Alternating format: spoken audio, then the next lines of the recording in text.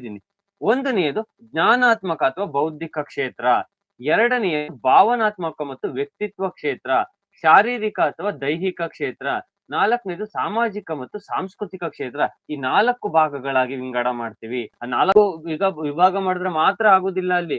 ಅದರ ಒಳಗಡೆ ನಾವು ನೋಡ್ತೀವಿ, ವಲಯಗಳನ್ನ ನೋಡ್ತೀವಿ. ನಿನ್ನೆ ಇದ್ರ ಮೇಲೆ ನಿಮಗೆ ಪ್ರಶ್ನೆಗಳನ್ನ ಕೇಳಿದ್ದು. ಬುದ್ಧಿಶಕ್ತಿ ಯಾವ ವಲಯಕ್ಕೆ ಬರ್ತದೆ? ಕಲಿಕಾ ಶೈಲಿಗಳು ಯಾವ ವಲಯಕ್ಕೆ ಬರ್ತದೆ? ವೈಯಕ್ತಿಕ ಭಿನ್ನತೆಗೆ. ಅಭಿಕ್ಷಮತೆ ಯಾವ ಭಿನ್ನತೆಗೆ ಬರ್ತದೆ? ಈ ರೀತಿ ಪ್ರಶ್ನೆ ಕೇಳ್ತಾರೆ. ನಿನ್ನೆ ತರಗತಿಯಲ್ಲಿ PYQಗಳನ್ನ ಅಟೆಂಡ್ ಮಾಡಿರೋರ್ಗೆ ಗೊತ್ತಾಗಿರ್ತಾರೆ ಈಗ. ಬುದ್ಧಿಶಕ್ತಿ ಕೇಳಿದ್ರು, ಸೃಜನಶೀಲತೆ ಕೇಳಿದ್ರು, ಅರ್ಥ ಆಯ್ತಾ? ಬರವಣಿಗೆ ಕೇಳಿದ್ರು. ಇವೆಲ್ಲ ಯಾವ ವಲಯದಲ್ಲಿ ಬರ್ತದೆ? ಅದನ್ನ ನಾವು ನೋಡ್ಬೇಕಾಗ್ತದೆ.